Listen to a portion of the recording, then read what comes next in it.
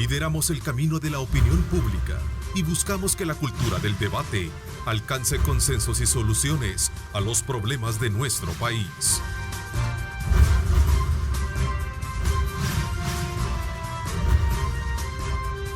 Diálogo con Ernesto López.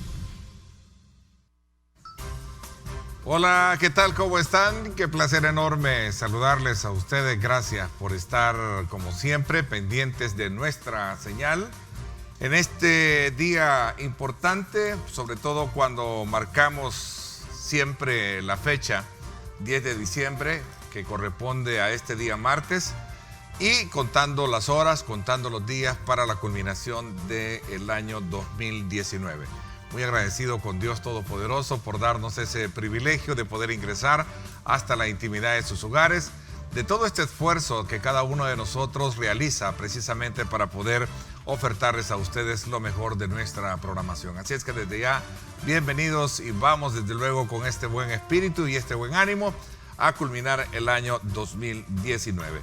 Esta mañana me acompaña en el estudio el comisionado presidencial de Proyectos Estratégicos, Luis Rodríguez, a quien le doy la más cordial bienvenida y con quien vamos a hablar importantes temas de país. Luis, bienvenido, gracias por acompañarnos. Gracias, Ernesto, un gusto, aquí estamos a la orden.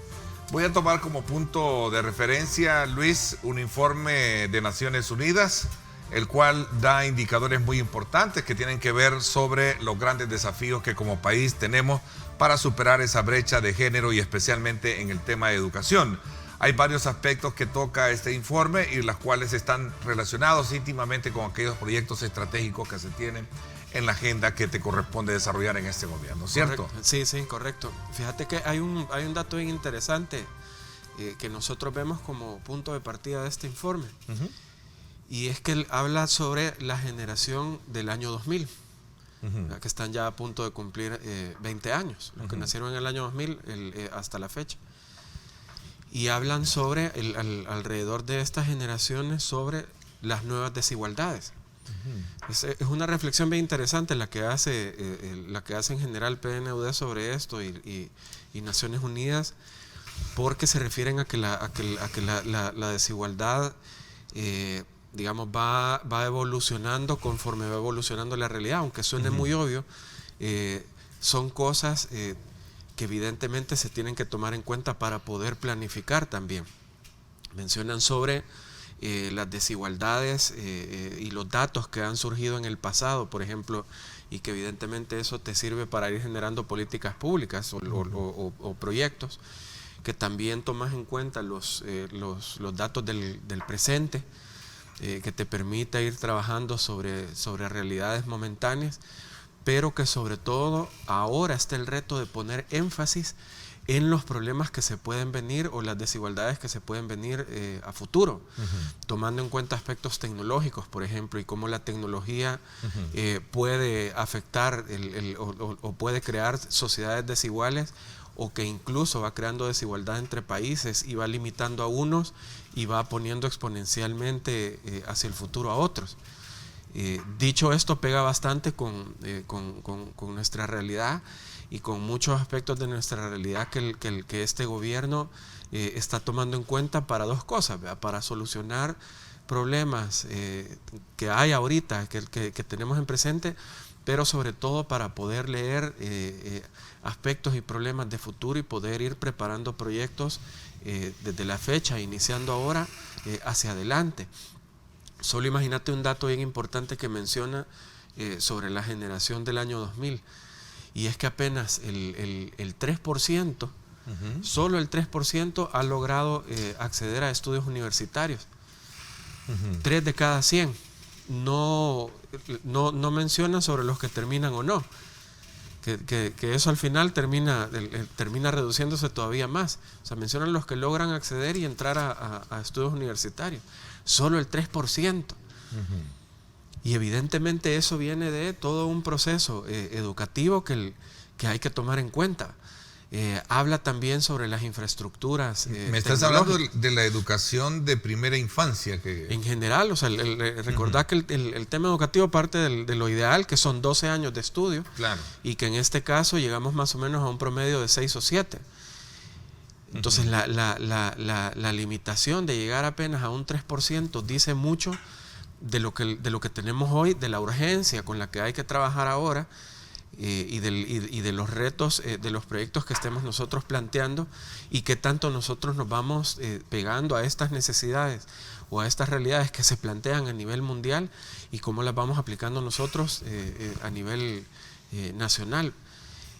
Al final, por ejemplo, cuando nosotros hablamos de tecnología, por ejemplo, cuando nosotros hablamos del acceso a la tecnología para poder tener educación de calidad, para que los niños accedan a empleos futuros, a poder tener las suficientes competencias para poder ir colocándose en los empleos del futuro, no se está hablando, y el presidente no está hablando de un tema solo de país o de una realidad solo de país, sino cómo vamos nosotros superándonos como país y cómo vamos nosotros conectándonos con las realidades y con las necesidades que tienen otros países, el cómo vamos conectando con eso y cómo vamos supliendo también otro tipo de necesidades.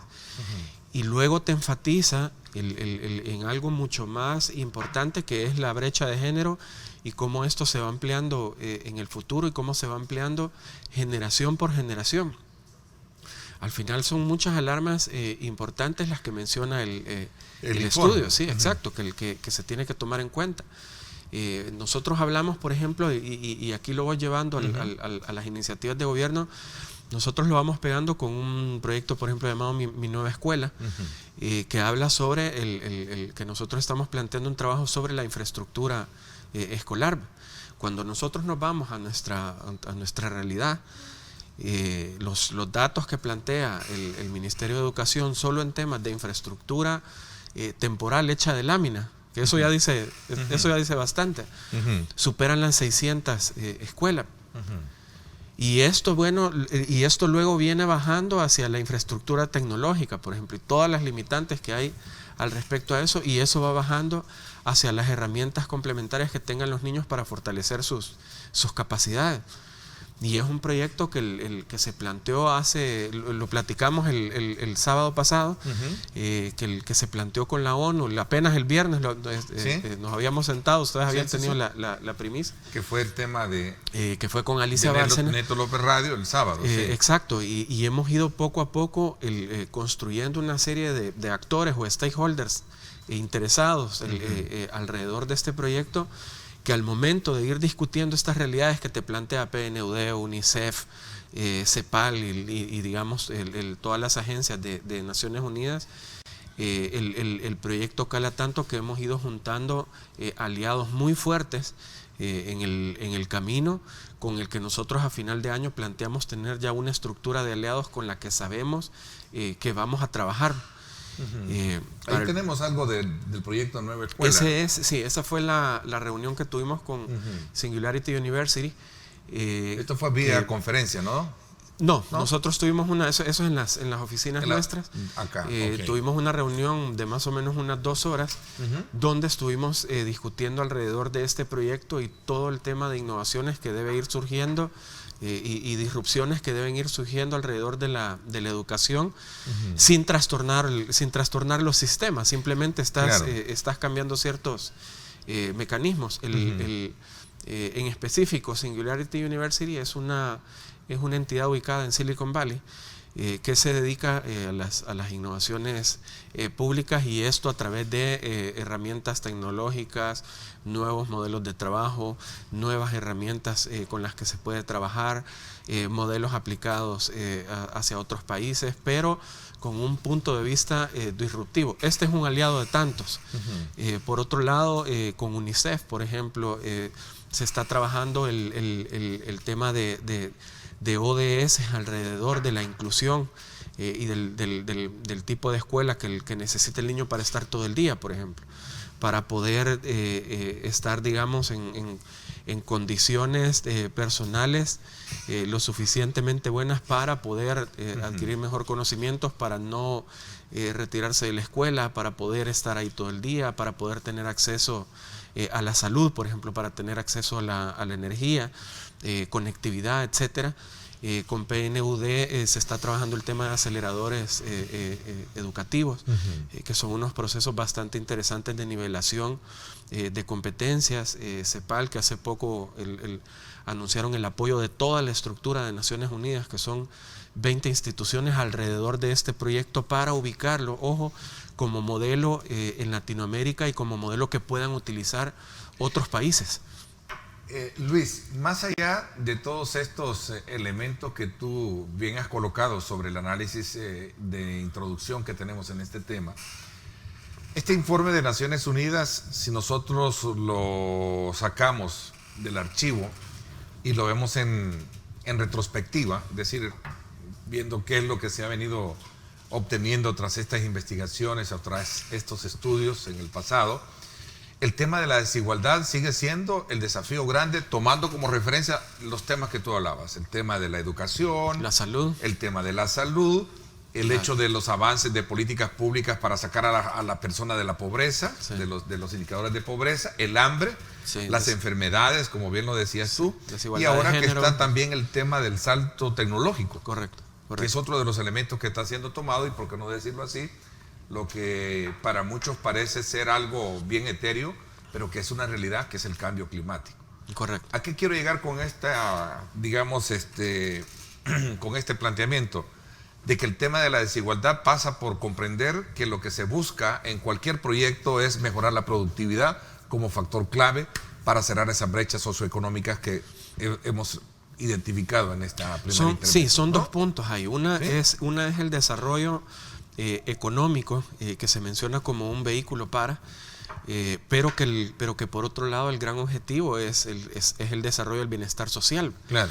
Que puedas tener el derecho de poder acceder a la educación y poder decidir sobre la educación, que puedas tener el derecho a la salud, que la mujer pueda tener derecho a transitar en paz por la calle, a tener los mismos ingresos que un hombre, que en una escuela puedan tener derecho los niños al acceso a la tecnología y a través de herramientas tecnológicas poder acceder a todo lo que el mundo tiene respecto a información y respecto a herramientas educativas que le permitan ser mucho más competitivo independientemente de lo que este niño quiera hacer en el futuro, esta niña.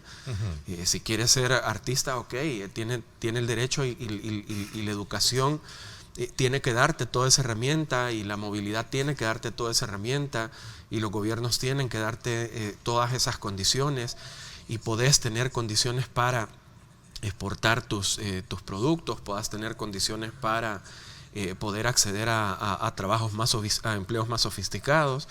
Es decir, lo que menciona también esto es que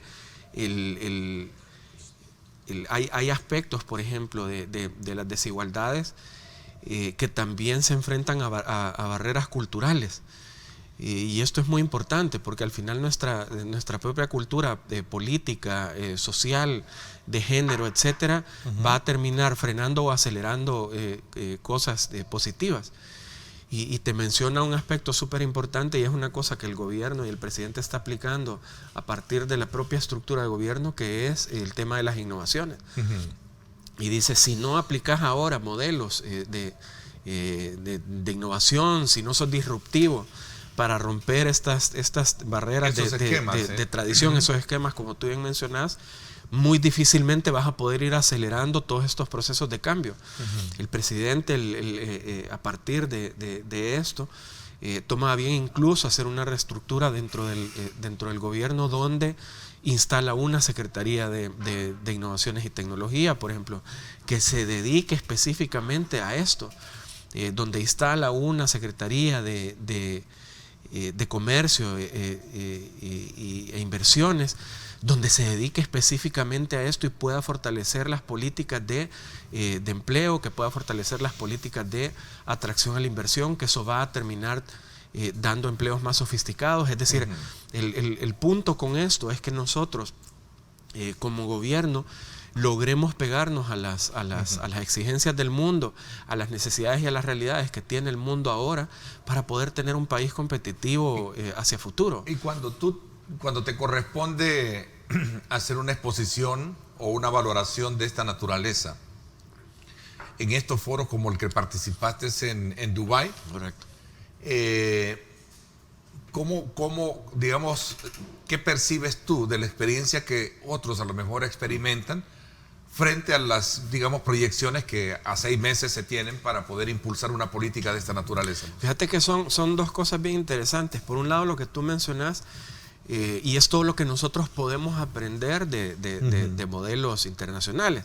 El presidente, por ejemplo, ahí voy con un punto. El presidente, por ejemplo, da la línea estratégica de hacer un cambio y revitalizar las relaciones con otros países en función de ser aliados estratégicos, en función de ser socios estratégicos. ¿Qué implica esto?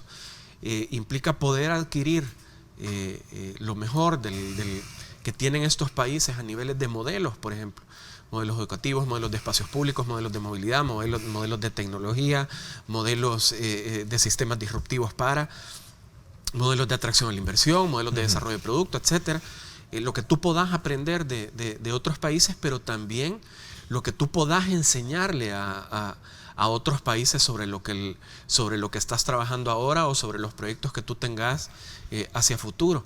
Y se han ido dando las dos cosas de manera interesante. Es decir, no solo hemos logrado aumentar la relación, el incrementar la relación en cantidad y calidad con otros países, sino que también hemos logrado ser un foco en el mundo. Y eso es bien interesante cuando uno va a este tipo de foros, cuando uno habla sobre El Salvador, cómo es la visión ahora de país, hacia dónde vamos, hacia dónde queremos llevar los temas de infraestructura, proyectos, educación, y cómo también estos países ya te mencionan, El Salvador está en una etapa de cambio muy interesante y nosotros queremos participar de eso. Por un lado, estamos abriendo brecha nosotros, pero por otro lado también se nos están acercando, y era una cosa que no sucedía en muchísimo tiempo atrás. Hoy tenemos no solo países, no hemos fortalecido relaciones solo con países como Estados Unidos, que ha sido evidente desde el primer día de gestión del presidente.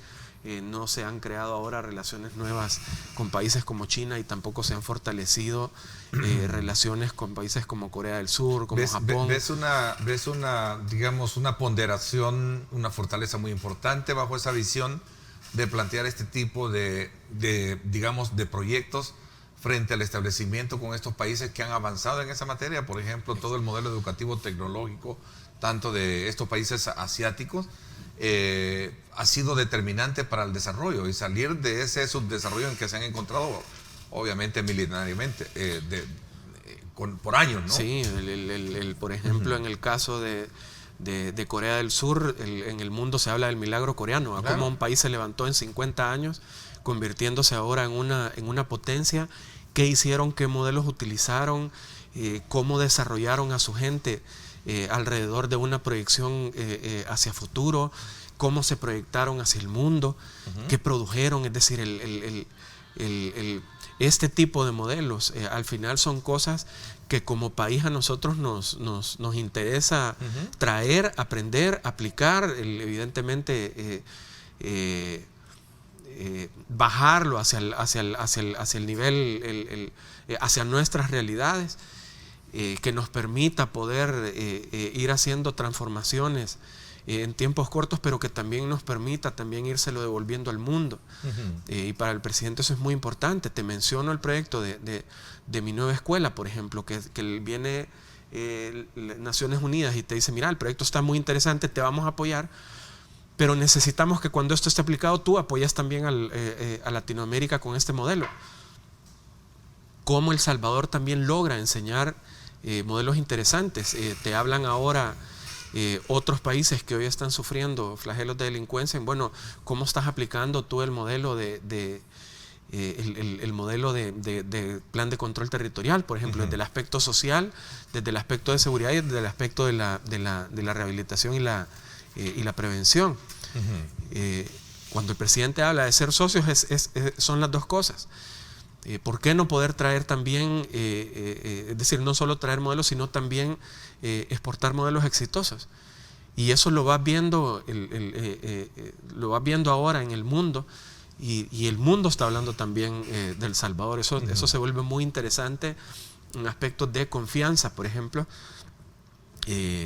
Suecia, Holanda, Noruega, Canadá, muy pronto, es decir, ya países que están sumándose a la estrategia nuestra a través de todo el banco, de toda la estructura de Naciones Unidas, Banco Mundial, el BESIE, BID, alrededor de la buena relación que existe con la empresa privada, y hablar bajo el mismo idioma estratégico cae siempre bien en la relación de privados con públicos. El último foro de NADE, ¿de qué fue de lo que se habló? Se habló de la infraestructura para el futuro. Y el uso de tecnología. El uso de las tecnologías como parte de infraestructura. A esta visita, a esta comitiva, producto de la gestión que el presidente Nayib Bukele ha hecho a China, que recientemente visita nuestro país para poder de alguna manera ir viabilizando la concreción de estos acuerdos de cooperación que se ha tenido, por ejemplo, el tema del estadio, el tema de la planta potabilizadora que anduvieron el día de ayer, y ya toda la, digamos, infraestructura de desarrollo de aguas tratables para el sector de Sur City, que es el sector del litoral. Y la biblioteca también. Y la biblioteca también. ¿Te has incorporado todo esto? Y ya de alguna manera, mi pregunta concreta es, ¿se está hilvanando ya y concretizando ya lo que podría haber sido este resultado de esta gestión? Bueno, ha sido, en español ha sido tronando y lloviendo. Tronando y lloviendo, así como decimos. Al grano, ¿no? Sí, al grano. El presidente logra una cooperación con China que ha sido histórica para el país, que luego evidentemente va a ir trayendo otras cosas como inversiones, como apertura hacia negocios, por ejemplo, en exportaciones, pero que hoy por hoy estamos hablando de una cooperación no reembolsable en los proyectos que tú estabas mencionando, más la biblioteca, claro, muy puntuales. A los pocos días viene una delegación técnica a reunirse con la ministra de Turismo y con el director de sus proyectos insignia, Edwin Ramírez, que ha estado haciendo un trabajo súper bueno respecto a esto, y se sientan ya a hablar de proyectos, se sientan a hablar puntualmente de aspectos técnicos. Ya la diplomacia pasó. En este momento ya entramos a toda la parte técnica. Han estado en reuniones con específicamente el Ministerio de Turismo para ver todo el aspecto de Sur City y cómo las necesidades, fíjate cómo la inversión en servicios básicos es tan importante para luego atraer ya inversión privada. O sea, si tú traes ahorita un hotel, un mega hotel a la zona de Sur City, independientemente de dónde esté ubicado, lo primero que te va a decir es si hay agua o no. ¿Cómo conecto yo al sistema de agua? Te va a decir luego cómo conecto al sistema de luz. ¿Cómo no lo vieron antes? O sea, ¿cómo estabas hablando antes de turismo sin tener las condiciones básicas para poder traer a alguien? Inversionistas. Exacto. Entonces, el Ministerio de Turismo tiene a bien ver dos cosas. Por un lado, el tema de ser prácticos al momento de decir, ok, ¿cuál es nuestro producto turístico más atractivo y cuál es el producto turístico insignia de El Salvador sin estarnos dispersando? El mar, las olas. Ok, conectemos ahí. ¿Cuál es la otra ventaja? Que todo está cerca. Al final va a terminar llevando hacia otro una tipo cosa de... a la otra. Exacto, hacia otro tipo de producto. Entonces, concentremos la estrategia en este producto turístico. Punto número 2, el cómo vas... ¿Qué aspectos básicos son los que necesita turismo trabajar para que todas estas condiciones se den? Y no estás hablando solo de turismo, ahí estás hablando de transporte público, acceso de calles y carreteras, seguridad, estás hablando de educación, estás hablando de espacio público, estás hablando de desarrollo urbano, estás hablando de turismo, estás hablando de atracción a la inversión. Es decir, son varios componentes alrededor de un proyecto. Y eso es lo que le da valor ahora y eso es lo atractivo ahora para para países como China. O sea, no solo es un tema de te voy a colaborar, es un tema de te voy a colaborar, ok, enséñame cómo estás ordenando tú las cosas, cómo tenés la casa ahora y hacia dónde la querés llevar. Y eso da la seguridad también para una cooperación, para venir a apoyarte, relaciones estratégicas. El tema de una segunda etapa de revitalización del centro histórico a partir de la creación de una biblioteca. O sea, todo el aspecto cultural, educativo, lúdico que está alrededor de esto. O sea, habían estado preguntándome, ¿para qué una biblioteca? Y la respuesta fue, pues sí, ¿cuánta gente tiene acceso a esto? El mismo PNUD te está dando la razón, que necesitas poner este tipo de infraestructuras en función de la gente, porque la gente está excluida de estas cosas. Y aparte de ser proyectos de infraestructura, aparte de ser proyectos que conecten con una estrategia urbana, son proyectos que van terminando o que van calando en una estrategia de desarrollo social y de bienestar social que tanto le urge a países como los nuestros. Este tipo de cooperaciones son claves para ello. Y los equipos técnicos han ido poco a poco reuniéndose con otras instituciones para ir conociendo qué es lo que hay, qué es lo que se tiene, hacia dónde están llevando las cosas, para ir estudiando, ir preparando las propuestas. Entiendo, Luis, que bajo esa mirada de lograr acuerdos de cooperación, de lograr colocar al país en una vitrina diferente a la que a lo mejor se ha tenido en los últimos años, viajas también y te unes a la comitiva con el presidente el día de mañana, ¿no? Sí, vamos con CEPA. Vas para Qatar. Sí, se van a discutir unos proyectos allá. ¿Estarán con el presidente o el presidente culmina también su gira o estarán con él? Son digamos, paralelos. Son misma agenda y son también. El evento es el mismo, pero reuniones paralelas, ¿no? Sí, hay juntos de paralelas también. Cuéntame un poquito de eso. Visitan Qatar ahora y el propósito es. El presidente planteaba dos objetivos y quizás preferiría que él más adelante vaya comunicando y vaya anunciando las cosas, pero él plantea dos objetivos.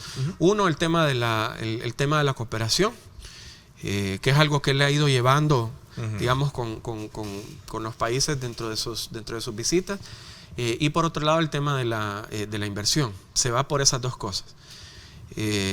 Vamos a discutir también una serie de proyectos muy puntuales con los que esperamos traer anuncios positivos al país, pero sí será el presidente el que dé, digamos, los anuncios al respecto de esto.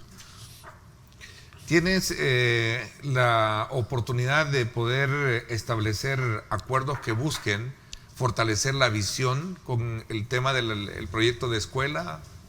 En general lo estamos tratando con diferentes países. Como te comentaba hace un momento, lo que estamos nosotros armando es una estructura alrededor del proyecto donde vas a poder ver, qué aliados son los que tengo para qué cosas. Hay unos para modelos, por ejemplo, hay otros para herramientas tecnológicas. ¿Esto lo trabajas, el proyecto de nueva escuela lo estás trabajando con el Ministerio de Educación, obviamente? Se trabaja con el Ministerio de Educación, se está viendo todo el tema de cooperaciones, se está trabajando con entidades, con las entidades de ONU a partir de modelos de ODS que ellos te plantean como retos que tenés, con UNICEF específicamente, con PNUD específicamente, ahora con CEPAL.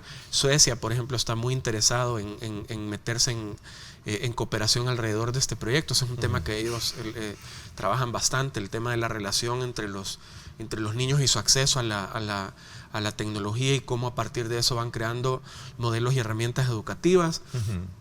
Noruega es un país que también está interesado con esto. Evidentemente el apoyo de USAID, Estados Unidos, alrededor de este proyecto también ha sido importante. La semana pasada, si no me equivoco fue jueves o viernes, estuvimos con un equipo de la embajada en temas de inversión, en temas ¿Embajada americana? Sí, en temas sociales, viendo ya cómo vamos conectando hacia este tipo de proyectos. Estados Unidos sigue siendo una puerta importante a la que, digamos, una ventana importante a la que hay que mirar siempre en cooperación, a pesar de todas las, digamos, referencias a las que se han hecho hoy tras la visita y los acuerdos con China. Estados Unidos, te lo pregunté la vez anterior. Sí, Estados Unidos al final es y va a ser siempre el gran aliado estratégico del país. Y te voy poniendo por procesos. El presidente desde el primer día comienza a plantear el fortalecimiento de las relaciones con Estados Unidos. Se comienza a tener una serie de reuniones, tanto técnicas así como políticas, con la embajada y representantes de Estados Unidos aquí en el país. Viene el presidente, viene el secretario de Estado Mike Pompeo a El Salvador, viene el presidente Donald Trump. Vienen también comitivas de estados ya muy puntuales, de California, por ejemplo, para ver el tema de Surf City. Se trabaja bastante con USAID. El presidente logra recuperar apoyos que se habían perdido en materia de cooperación. Hace una semana, exactamente, si no me equivoco, Mike Pompeo, el secretario de Estado, reafirma el compromiso de ayuda y de relación con El Salvador. Es decir, a ver, Luis, te voy a interrumpir porque me está pidiendo producción que hagamos un enlace con David Cruz, que se encuentra en el sector de la Universidad de El Salvador, donde se tiene una protesta y, por cierto, también un cierre de calles. Así es que vamos a trasladar nuestra señal hasta este sector para que nos den una información y que esto sirva de orientación a muchos salvadoreños que a lo mejor transitan o van a transitar por este sector. David, buenos días, ¿cómo estás?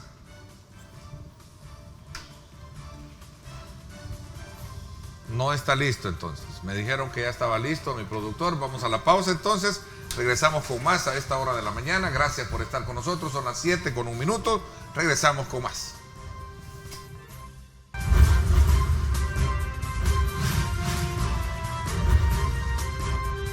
Diálogo con Ernesto López.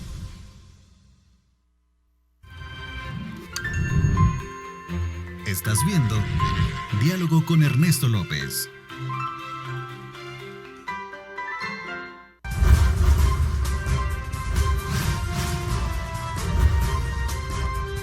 Diálogo con Ernesto López.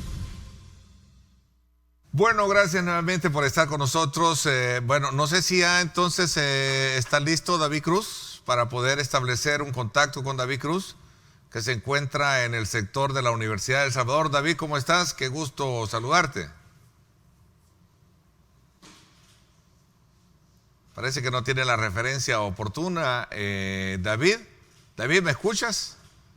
Para que nos pongas a tono de lo que está ocurriendo en este sector. Si no, vamos a pedirle a nuestro productor entonces que esté listo para que él pueda darnos esa información. Gracias, Ernesto. Buenos días, te saludo desde las inmediaciones de la Universidad de El Salvador. Quiero mostrarte cómo está de complicado el paso en esta zona, porque hay tráfico bloqueado al final de la 25 Avenida Norte, en las inmediaciones del Hospital de Niños Benjamín Blum, porque los sindicalistas de CETUES han bloqueado esta zona exigiendo un incremento en el presupuesto de la UES de $20 millones. También quiero mostrarte cómo está bloqueado el paso sobre el Boulevard Los Héroes, tanto para quienes van frente a la UES y quienes venían desde la zona de la UES hacia el Boulevard Los Héroes. Ya no se puede avanzar en esta zona. Y allá al fondo vemos también la calle San Antonio Abad. Ahí tampoco se puede avanzar porque el tráfico está totalmente restringido y no se tiene ningún tipo de facilidad para avanzar porque los sindicalistas están bloqueando toda esta zona. De igual forma se vive en la zona de de odontología de la UES, así que nuestros amigos tracen rutas alternas porque la situación se complica cada vez más acá en las inmediaciones del campus universitario. Es el reporte que tengo, Ernesto. Vuelvo contigo la señal hasta el estudio. Te agradezco, David, que nos hayas puesto al tanto de lo que está ocurriendo precisamente con esta protesta y esta obstaculización del tráfico por estas importantes arterias. Aquellos que nos van sintonizando, tomen en consideración esta información para no verse afectados precisamente en el desplazamiento por esta zona. Busquen vías alternas como una de las mejores opciones para poder evitar contratiempos. Así que muchas gracias, David, te agradezco muchísimo. Continúo conversando con Luis Rodríguez, el comisionado presidencial de proyectos estratégicos. Luis, hay un proyecto emblemático que a lo largo de lo que fue la campaña de ascenso del presidente al Ejecutivo y desde luego como ya un punto importante que subyace para poder hablar de desarrollo en el oriente del país es el Tren del Pacífico. Correcto. Es también la red de puertos y su movilidad completa. Sí.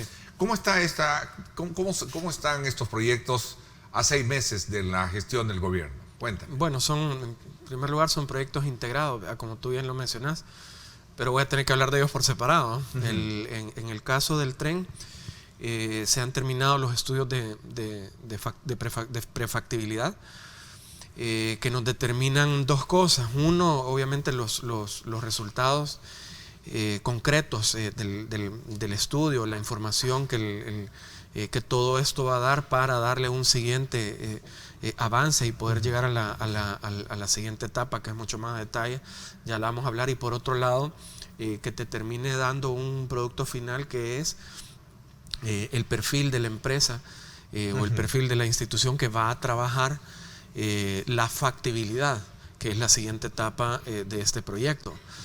Del proyecto ferroviario. Exacto. ¿Te hubiese gustado que China, en vez del estadio, te hubiese dado un tren? Sobre todo cuando China es muy avanzado en esa materia. Yo creo que tanto el deporte, así como el componente de movilidad o competitividad, son muy importantes para el país. Por un lado, y voy a hacer ese paréntesis de lo que tú mencionas, por un lado, por ejemplo, China ha tenido la experiencia de los Juegos de Beijing en 2008, si no me equivoco, y ellos a lo largo de su historia, por ejemplo, en todo lo que tiene que ver con deporte, son una potencia. Claro. En competencias son potencias. Tienen muy claro el rol del deporte y de impacto social que tiene, y evidentemente es una línea de cooperación que ellos tienen muy plasmada, y que evidentemente hay que tomarle la palabra al respecto, y complementarla también, por ejemplo, con alianzas estratégicas que el presidente ha hecho y que han hecho junto con el presidente del INDES ad honorem, que es, por ejemplo, con la Liga Española. Entonces, ¿de qué manera se aprovecha y de qué manera se van aprovechando este tipo de modelos y se van aplicando dentro de infraestructuras nuevas, ya mucho más completas, con las herramientas necesarias para poder desarrollar el deporte desde el aspecto social hasta el alto rendimiento? Eso paréntesis. Luego, volviendo al tren, lo que se está puliendo ahorita con los expertos del Banco Centroamericano ya son pequeños detalles, y esperamos nosotros a final de este año o a inicios, y te digo inicios, la primera semana del otro año, poder arrancar con la factibilidad, que esto es lo que nos va a dar ya el detalle que necesitamos para pasar ya a la construcción del proyecto. ¿Qué es lo que te va a dar la factibilidad? Te da ya el diseño de ruta, te da las etapas por las que tienes que iniciar, las conexiones que tiene que hacer, los lugares y los nodos que debe conectar, todo el tema de desarrollo territorial alrededor, dónde están las estaciones, etcétera, etcétera. Obviamente toda la red, lo que se conoce comúnmente como líneas, sí, difícilmente van a poder, sobre todo por el tema de viviendas construidas en esta zona, ¿no? Sí, acordate que ahí van 3 componentes, el que es importante mencionar. Por un lado, que es un aspecto técnico, es la línea ferroviaria, ¿verdad? Como tal, eso no sirve, ya es viejo y tiene que cambiarse. Por otro lado, es la plataforma, que es donde se sostiene la línea. Hay unas zonas donde todavía se puede trabajar, que es una cosa que evidentemente se está buscando.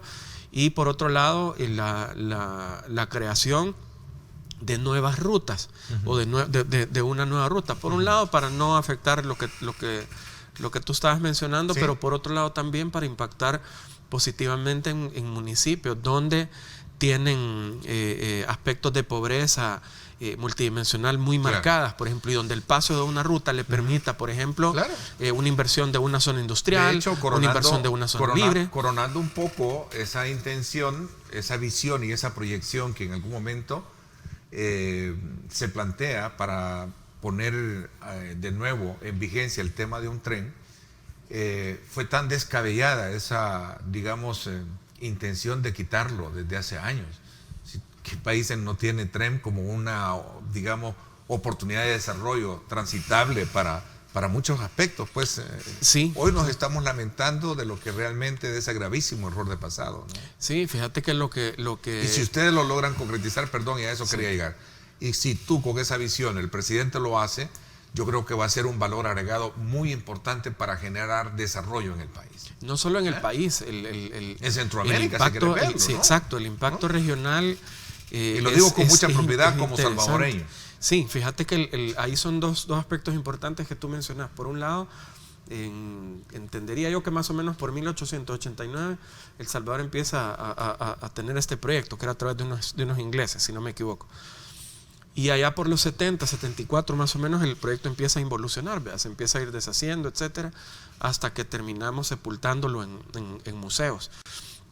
Está bien tener un museo, no estoy en contra de eso, pero que evidentemente si ya tenés una infraestructura ferroviaria, lo lógico, como tú mencionas, es que vaya evolucionando, Claro. y que se vaya sofisticando, que se vaya adaptando a los nuevos tiempos, que vayas creando inversión, que vayas Pero creando la desarrollo ocurrencia de territorial. hacerlo desaparecer es al revés. por los costos que estuvo bajo aquel esquema, digamos, de ajuste estructural que gran daño, y aquí están las consecuencias de lo que estamos viviendo. Uno de ellos es el tema de la dolarización, el tema de las pensiones, etcétera. Eso es lo que nos ha hecho mucho daño a este país. Y por otro Y no lado, lo digo yo, lo dicen sí. especialistas, incluso lo reconocen hasta quienes fueron abanderados de esos grandes modelos, como Chile, que está ahorita hundiéndose, producto de sus malas decisiones. Bueno, hablando específicamente de ese tema, y es importante mencionarlo, El Salvador hoy por hoy sí se está convirtiendo en un modelo de estabilidad política en general a nivel latinoamericano. Y yo creo que esa parte debemos entenderla todos los actores que estamos participando en esto.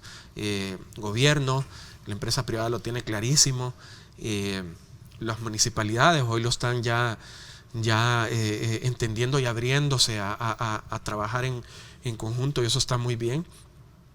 Otros países también lo están viendo en función nuestra, y esperamos que la Asamblea Legislativa también lo vaya comprendiendo.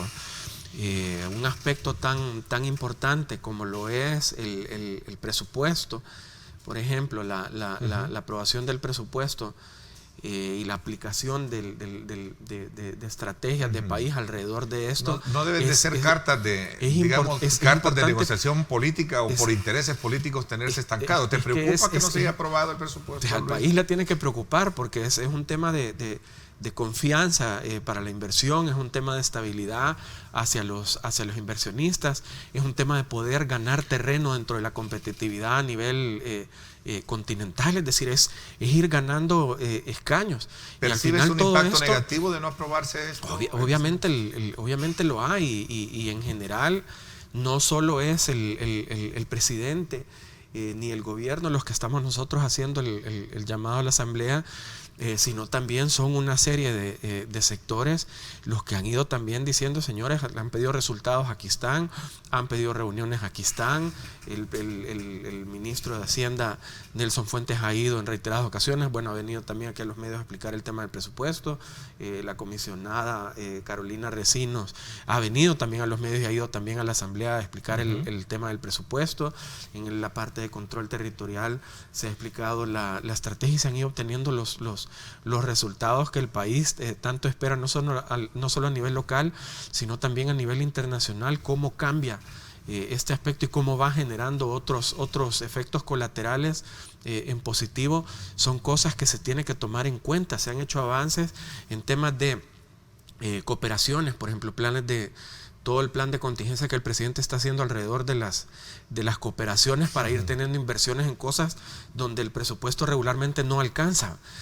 Y cómo esto se va a seguir trabajando bajo un plan estratégico, cómo también el gobierno se ha ido articulando ministerialmente, si se quiere ver así, de forma coordinada y de forma a través de cooperación mutua, para poder ir entendiendo, ir trabajando los problemas de nuestra realidad de forma integral.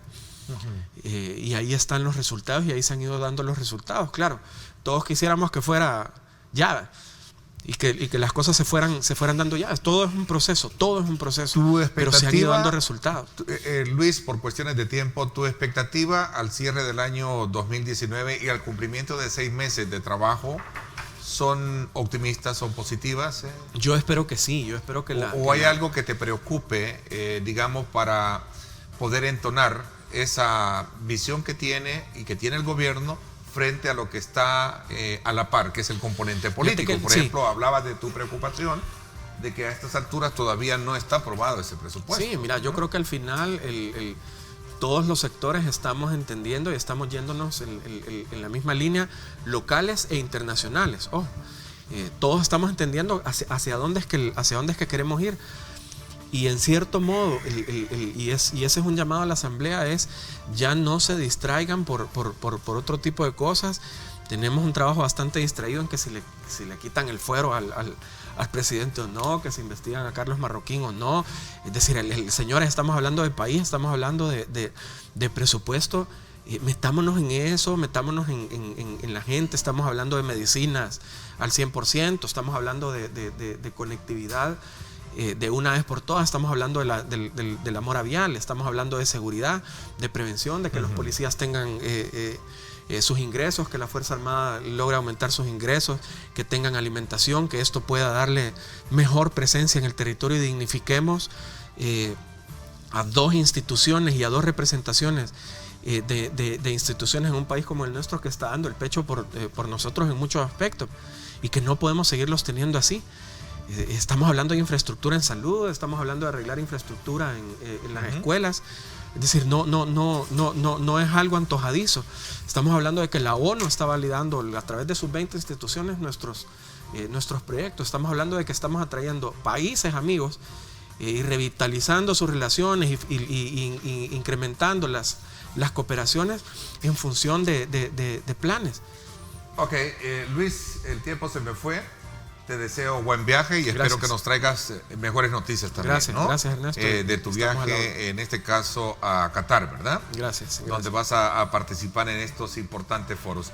Te agradezco muchísimo que nos hayas acompañado esta mañana y que a nuestros televidentes nos hayas puesto al tanto de cómo está toda esa visión en concreto de estos proyectos tan importantes y sobre todo tomando como punto de referencia estos indicadores que muestra Naciones Unidas.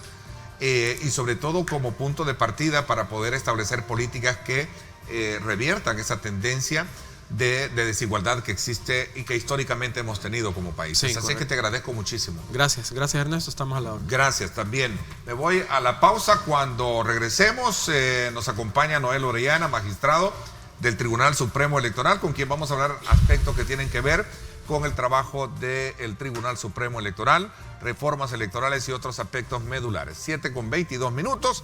Tenga muchísimo cuidado si pasa por el sector de la autopista norte, es decir, por la Universidad Nacional, donde hay protestas y bloqueo de arterias. Así es que desde ya, pues muchísimas gracias a Mauro Vega, también porque nos están poniendo al tanto sobre la situación en este sector, y también a David Cruz, que nos está informando desde esta zona. Vamos a la pausa y regresamos con más.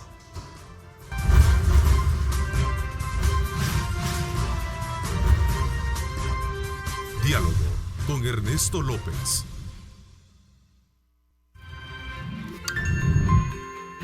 Estás viendo Diálogo con Ernesto López.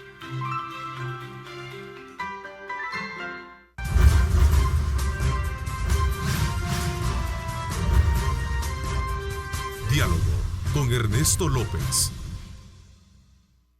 Bueno, gracias nuevamente por estar con nosotros. Antes de presentarles a nuestro segundo invitado en esta segunda parte del programa, recuerde que cuando piense en protección, Moto Action es su mejor opción. Moto Action le da a usted los insumos pertinentes para garantizarle un mejor desplazamiento en la carretera o en cualquier lugar donde usted disponga precisamente de utilizar su motocicleta. Así es que cuando piense en protección, Moto Action es su mejor opción. Quiero darle la más cordial bienvenida al magistrado del Tribunal Supremo Electoral, Noel Orellana, con quien vamos a hablar aspectos muy medulares sobre el quehacer electoral de nuestro país. Bienvenido, gracias por estar acá con nosotros, Noel, y qué gusto, amigo de años, ahora vernos acá de nuevo en esta otra trinchera, ¿verdad? Gracias, licenciado. Gracias a Canal 21 Megavisión por darme la oportunidad, pues, de poder externar con el pueblo salvadoreño el trabajo que el tribunal está realizando, organizando ese evento electoral para esas elecciones que se van a celebrar el año 2021, específicamente el 28 de febrero.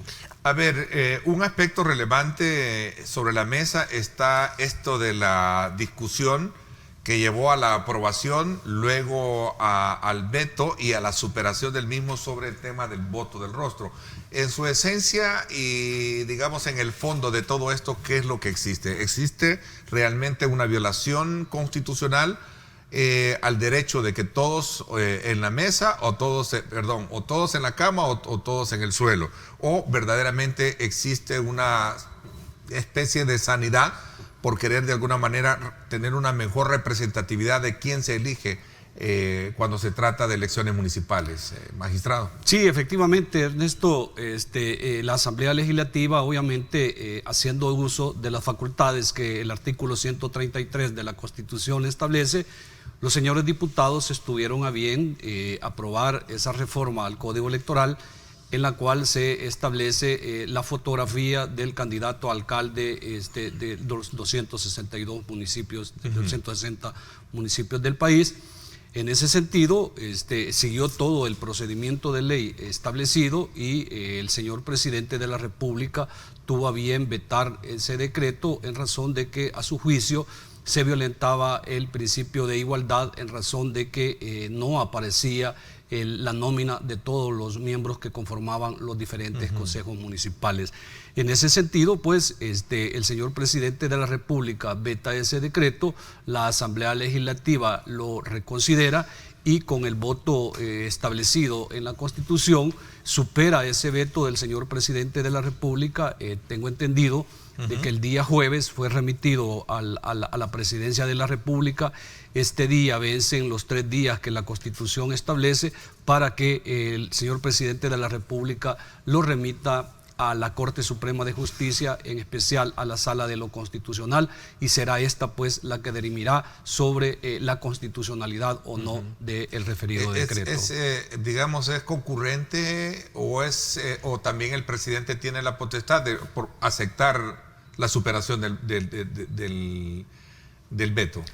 De conformidad al artículo 138 de la Constitución de la República, Ernesto, es obligación del presidente. El presidente no tiene opción en este caso de decir, bueno, voy a remitirlo a la Sala de lo Constitucional y lo voy a sancionar. Y voy a aceptar que me la superaron. Exactamente. Tiene que mandarlo obligatoriamente. No sé si me permite leerle el artículo. Magnífico, el artículo 138 de la Constitución expresamente dice, cuando la devolución de un proyecto de ley se deba a que el presidente de la República lo considera inconstitucional y el órgano legislativo lo ratifica en la forma establecida en el artículo que antecede, deberá el presidente de la República dirigirse a la Corte Suprema de Justicia dentro del tercer día hábil para que éste, oyendo las razones de ambos, decida si es o no inconstitucional a más tardar dentro de los 15 días hábiles. Si la Corte decidiere que el proyecto es constitucional,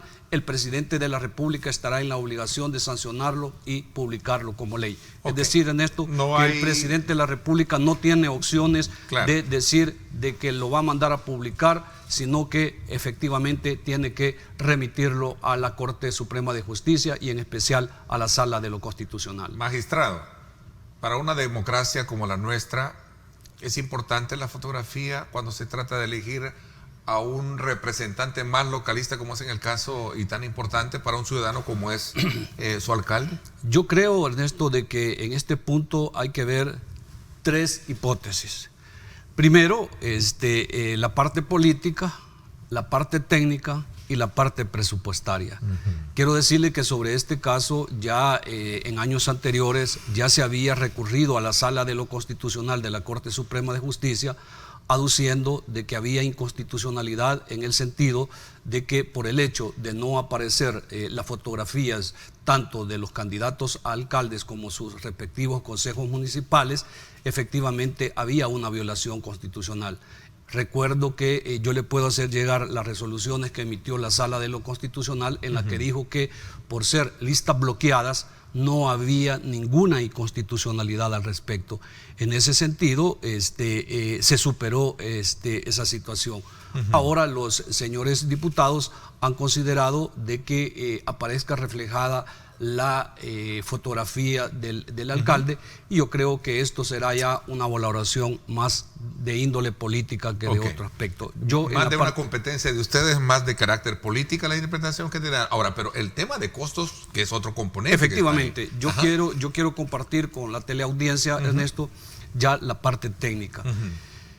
Va a ser, si en algún momento determinado la sala resuelve de que es constitucional y por consiguiente se convierte en ley de la República, nosotros como Tribunal Supremo Electoral vamos a tener un desafío muy, muy complejo. Por ejemplo, traigo para mostrarle a la teleaudiencia y compartir con ustedes, por ejemplo, vamos a mostrarlo, mostrémoslo ahí a la cámara. Por ejemplo, es una papeleta de candidatos a diputados. Me acompaña, es la de La Paz. Las personas, el votante tiene la posibilidad de poder votar cruzado. Sí. Puede votar por este candidato de Arena, puede votar por este candidato del FMLN, por este candidato del PDC y así sucesivamente. Lo cual es válido, el voto cruzado es válido. Lo que acabas de explicar es válido. Es válido. ¿Qué pasaría? Tenemos un ejemplo de cómo aparecería la papeleta en caso de esos cuatro municipios. De estos cuatro alcaldes. No, perdón, de un municipio y los cuatro candidatos. De un municipio y los cuatro candidatos. ¿Qué es lo que va a pasar? Mostrémoslo bien ahí para explicar. Nosotros en este caso, sí se puede. Sí se puede, y vamos a tener que hacer una campaña muy minuciosa y decirle a la población, mire, usted en este caso puede votar cruzado. Pero allá no. Usted puede votar cruzado. Pero usted aquí no puede votar cruzado. Una persona puede decirle, mire, voy a votar por el candidato, me simpatiza la candidata del FMLN, voy a votar por ella, pero como partido me gusta CD, y va a votar. Y lo más preocupante, Ernesto, que dentro de las nulidades que establece el artículo 207 del Código Electoral, no está considerado como nulo si usted vota cruzado, en este caso de los candidatos alcaldes. Entonces nosotros como tribunal nos vamos a ver en esa encrucijada, en esa situación muy compleja, que tampoco vamos a poder anular este voto porque no está considerado dentro de las nulidades esta situación. Yo creo que fue un lapso que pasó en la Asamblea Legislativa, pero se imaginará usted el trabajo que le viene al Tribunal Supremo Electoral para hacer la publicidad, para que el elector no vaya a tener esta confusión en el momento de emitir su voto. Voy a hacer una pausa, regreso un poquito, me voy a detener en esa explicación técnica que muy bien me describes, Noé, y sobre todo cuando se trata de recurrir al conocimiento, al orden, a la preparación y a la capacitación que en algún momento el electorado debe de tener para comprender que son dos papeletas diferentes y no se confundan. Que en una, bien como lo dices tú, se puede hacer el voto cruzado porque lo permite la ley, el código, que es en el caso específico de diputados, no así en el tema de alcaldes. Por ser listas bloqueadas. Que son listas bloqueadas. Es que ahí está la esencia. Voy a la pausa y regresamos con más. Gracias por estar con nosotros. Me entregas recopilación de leyes, elecciones 2018, ¿no? Todas las leyes actualizadas. Qué bueno. Entra a mi biblioteca privada, particular, para poder de alguna manera tener de primera mano este instrumento legal. Voy a la pausa y regresamos 7:36. Gracias por sintonizarnos. Gracias por su voto de preferencia y por participar. Qué bueno. Nos interesa interactuar con ustedes, escríbanos. Es bien interesante conocer el pulso de opinión que tienen ustedes con respecto a los temas que aquí abordamos.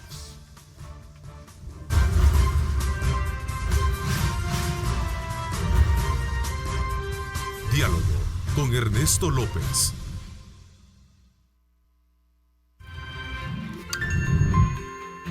Estás viendo Diálogo con Ernesto López.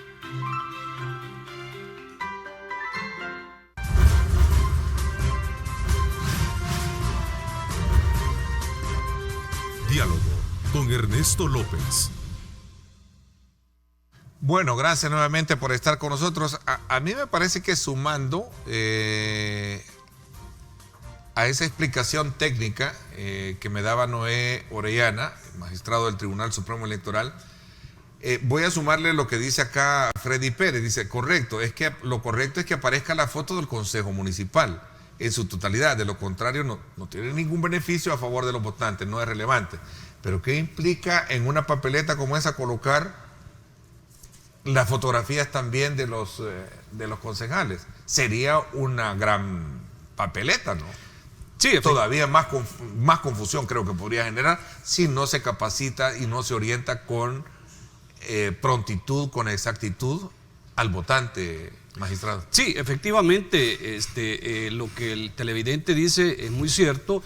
Y efectivamente nosotros hemos considerado que si en algún momento determinado consideraran incorporar la fotografía también de los consejos municipales para superar las objeciones que el señor presidente de la República hace de que precisamente está vetando este decreto porque se violenta el principio de la igualdad al aparecer solo la fotografía de los candidatos a alcalde, sería efectivamente una cantidad de papeletas que lejos de venir a aclarar o a beneficiar al votante, hubiese más confusión en este caso en particular.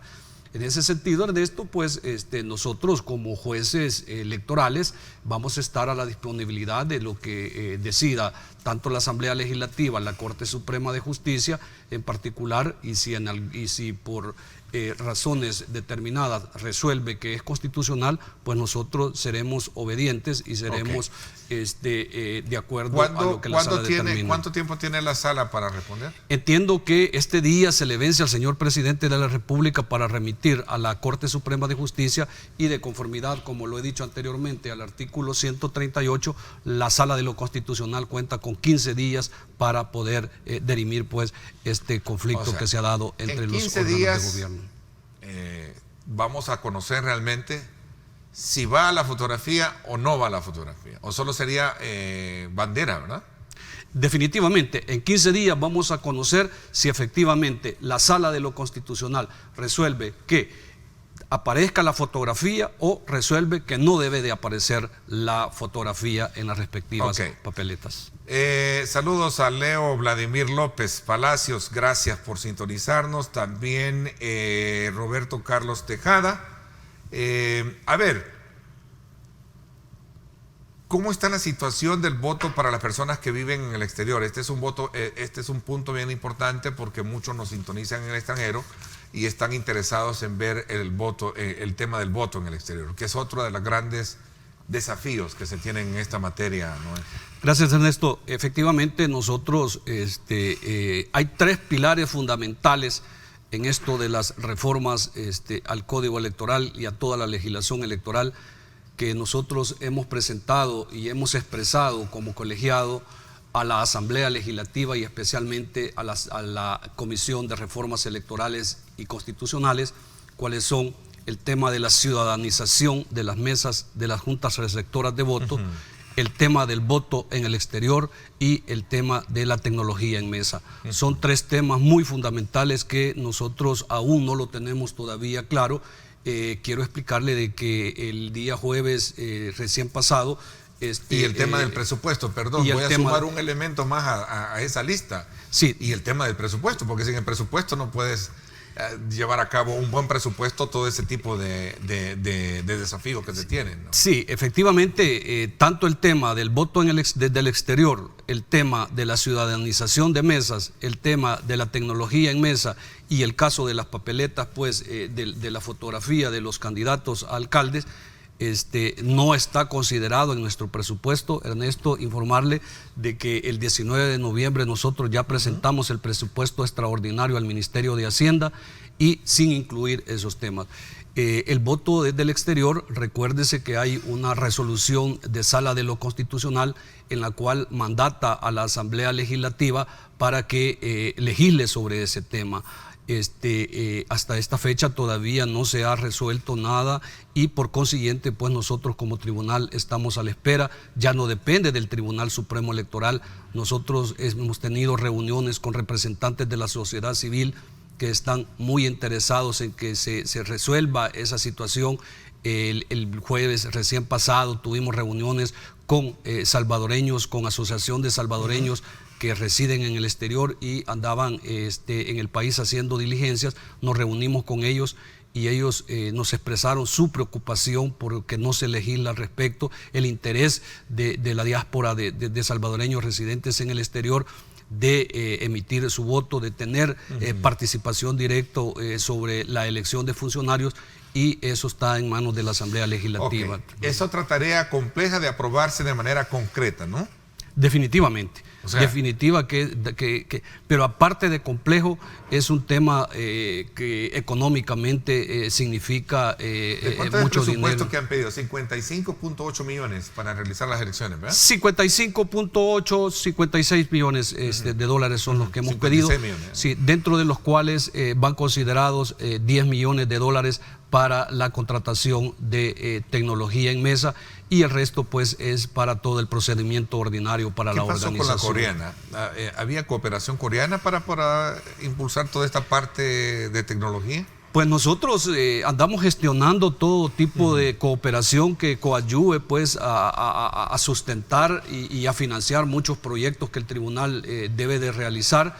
Estamos sosteniendo, la señora presidenta a diario está reuniéndose con cooperantes, estamos doblegando esfuerzos para lograr esa ayuda, y efectivamente pues no se ha concretizado nada a la fecha, pero esperamos que a la brevedad posible, y vamos a anunciarlo a los medios de comunicación cuando logremos pues concretizar y formalizar cualquier ayuda que pueda venir de organismos o amigos internacionales. A ver, hay un elemento importante en todo esto que pasa por comprender el tiempo y la eficiente forma en cómo se va a realizar el conteo y a dar los resultados de la votación, ¿no? Sí, nosotros nos hemos reunido, Ernesto, con representantes de los partidos políticos, con representantes de la Asamblea Legislativa, con representantes de la sociedad civil, y efectivamente hemos presentado 3 opciones que pueden ser factibles de ser utilizados para el conteo de votos el día de las elecciones de ese 28 de febrero del año 2021. Obviamente tenemos el método tradicional, que consiste que se cuenta manual, se elabora el acta también de forma manual, y existen las copias químicas que se remiten el acta a través de escáner. Este es el naipeado que nosotros le llamamos, y que efectivamente pues es el tradicional, que fue el que de alguna u otra manera afectó por su forma en las elecciones 2015.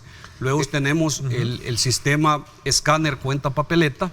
Ernesto, funciona de que por ejemplo, tenemos estas papeletas a la mano, se meten a un escáner, y el escáner automáticamente lo va contando y le va tirando por otro lado ya el acta, solo para firma de los representantes de los partidos políticos. No ha sido muy bien visto, en razón de que la participación que los partidos políticos tienen en esto casi es nulo. Y tenemos tecnología en mesa que contiene, Ernesto, un escáner, contiene un impresor, contiene una pantalla y contiene un teclado. Y eso facilita, obviamente, le voy a mostrar, aquí tengo un ejemplo, cómo más o menos es el funcionamiento. Aquí tenemos el teclado, aquí tenemos el escáner, tenemos la pantalla, y esto hemos consensuado nosotros dentro del tribunal que es el más factible, que es el más barato, y que de alguna u otra manera es el que ha sido aceptado por la mayoría pues de partidos políticos, y también la sociedad civil lo ha visto con muy buenos ojos. A ver, voy a hacer una pausa, la última, cuando regresemos. A ver, ¿cómo está el padrón? El padrón electoral es uno de los temas también que preocupa inquieta a muchos sectores, sobre todo cuando se trata de ver realmente si tenemos una verdadera comunidad de votantes y no precisamente de aquellos que no todavía ya fallecieron o no de alguna manera y todavía aparecen en esto.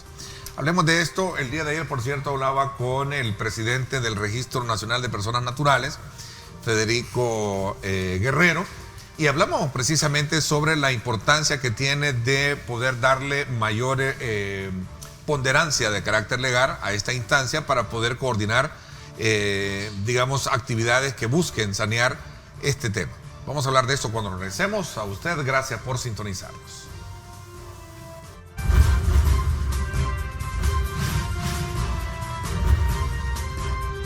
Diálogo con Ernesto López. El futuro es imaginar, es pensar en grande. Prepárate hoy. Estudia en la UFG y amplía tus oportunidades. UFG, tecnología, innovación y calidad. Bueno, gracias nuevamente por estar con nosotros. Vamos a aprovechar estos minutos que nos quedan para poder hablar precisamente sobre el tema del padrón electoral, que es otro de los elementos importantes si queremos ver en términos concretos de cómo podría enfrentarse, digamos, el número de votantes de cara al nuevo proceso electoral 2021, magistrado.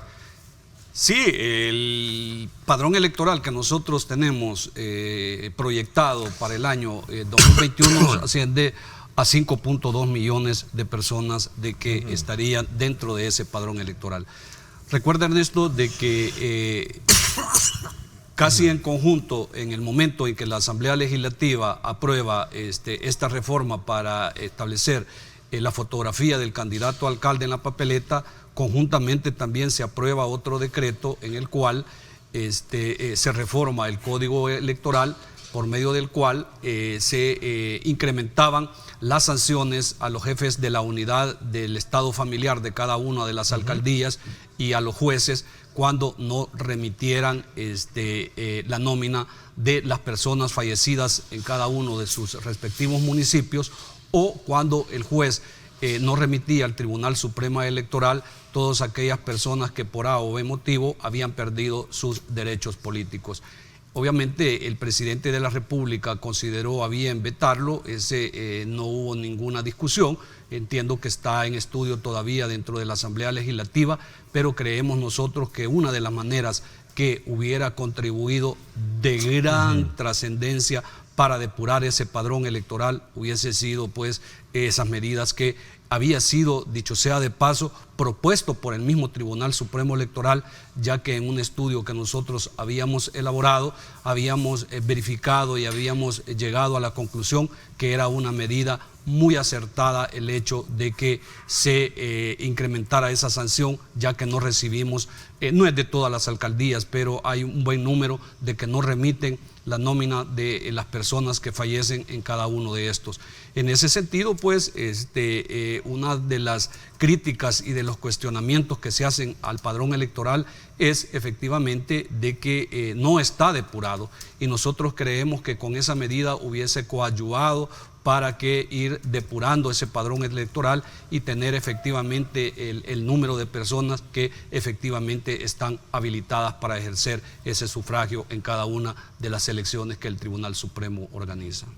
A ver, y en el caso del Registro Nacional de Personas Naturales, ¿qué papel fundamental pudiese tener a la hora de establecer mecanismos para poder informarse y poder ser coercitivo, creo que era la palabra correcta, de poder de alguna manera decirles esto será así, o deben de informarme, o tengo que informarle y hacer estos ajustes pertinentes en el padrón? Ernesto, yo represento al Tribunal Supremo Electoral en la Junta Directiva del ERNPN y efectivamente conozco muy de cerca todo el trabajo y el esfuerzo que el Registro Nacional de las Personas Naturales está realizando. Y precisamente por una recomendación del mismo Registro Nacional es que el presidente de la República consideró a bien vetarlo. Exacto. Obviamente de que el registro está haciendo un trabajo muy serio, muy arduo, y de diario ir a visitar a las alcaldías, a capacitarlas, a hacerles conciencia que efectivamente tienen que contribuir con las instituciones, llámese Tribunal Supremo Electoral o llámese Registro Nacional de las Personas Naturales, para coadyuvar pues en conjunto a ir modernizando a las instituciones para que remitan a estas mismas toda esa información para tener un padrón certero como tal. A ver, en honor al tiempo, porque se nos está yendo, preguntan acá que qué pasó con el aval para Cambio Democrático, cuál es el proceso y cuál es el estatus que tiene la formalidad para autorizarlo de nuevo como partido, magistrado. Estamos dentro del plazo que la ley nos da, obviamente de que estamos dentro de los 60 días que la ley nos establece para determinar si el partido en formación Cambio Democrático cumple con todos los requisitos que la ley establece, y nosotros creemos pues que antes de las vacaciones de fin de año, que es cuando se nos vence el plazo, ya el tribunal estaría en la disponibilidad de emitir una resolución sobre el cumplimiento o no de ese plazo. Pero decirle a la población y en especial al televidente de que estamos dentro de los plazos establecidos por el Código Electoral, y como reitero pues esperamos en un corto plazo estar emitiendo la resolución respectiva. Bueno, alguien me pregunta acá, sí, regresando al tema del RNPN, que fue el presidente Bukele vetó esa reforma que pretendía multar a funcionarios específicos, incluido el RNPN, por cada defunción no reportada en el plazo de 15 días, ¿sí era, verdad? Eso era. Efectivamente, se incrementaba las sanciones a los jefes, no a las alcaldías, no a los alcaldes, sino a los jefes de las unidades del estado familiar de cada una de las alcaldías, que son las encargadas de llevar este control, y a los jueces respectivos que, si dentro de los 15 días después de estar una sentencia firme y definitiva, y en el caso de las alcaldías, una vez fallecido una persona en el municipio respectivo no lo informaba, se incrementaba su respectiva sanción. Sanción, era una multa, y son 15 días, y al tribunal. Y al tribunal. Se informaba tanto al Registro Nacional de las Personas Naturales como al Tribunal Supremo Electoral. Pero ahí, según recuerdo, me decía el presidente del tribunal, ¿por qué no las alcaldías también se les daba plazo para poder de alguna manera informar al Registro Nacional sobre esas defunciones? Recuérdese usted de que el jefe de la unidad del estado familiar es un empleado, llamémosle así, de la alcaldía. Y tiene la obligación de estar reportando cada tiempo, tiene la obligación, ¿verdad?, de estarlo Okay. remitiendo cada determinado tiempo. Bueno, el tiempo se me fue. Vamos a estar muy a la expectativa. Gracias, Noé, por haberme acompañado esta mañana. Teníamos tiempo de no vernos y ahora nos vemos en esta nueva faceta. Fuimos compañeros de trabajo en la Asamblea Legislativa y ahora acá al frente de estos nuevos compromisos de país que tenemos como magistrado y este servidor al frente de este programa. Muchas gracias, mi amigo. Permítame pues llamarle mi amigo nuevamente al Canal 21, a Megavisión, por darme la oportunidad de poder compartir con el pueblo salvadoreño y reiterarle pues que estamos a la disponibilidad cuando usted así lo estime conveniente. Así Buenos será, días, Noé. Gracias a todos ustedes también por mantenerse muy atentos de nuestra programación. Desde luego viene su programa de entretenimiento, Arriba Mi Gente, y qué bueno, porque vamos desde luego a tener ese buen ánimo en alto y esa energía que siempre estos chicos nos colocan a lo largo de la mañana. Por mi parte, esto es todo por hoy. Pásenla bien y como siempre recuerden lo más importante, amar a Dios sobre todas las cosas. Así celebran Navidad en otros países. A diferencia de muchos países, la Nochebuena en Japón no se pasa en familia, sino que el día 24 de diciembre es oficialmente el Día de los Enamorados y se celebra en pareja. Es el día de Año Nuevo cuando los niños reciben los regalos. La tradición dicta que la primera comida del año asegura buena suerte. Feliz Navidad le desea Diálogo con Ernesto López. Lideramos el camino de la opinión pública y buscamos que la cultura del debate alcance consensos y soluciones a los problemas de nuestro país.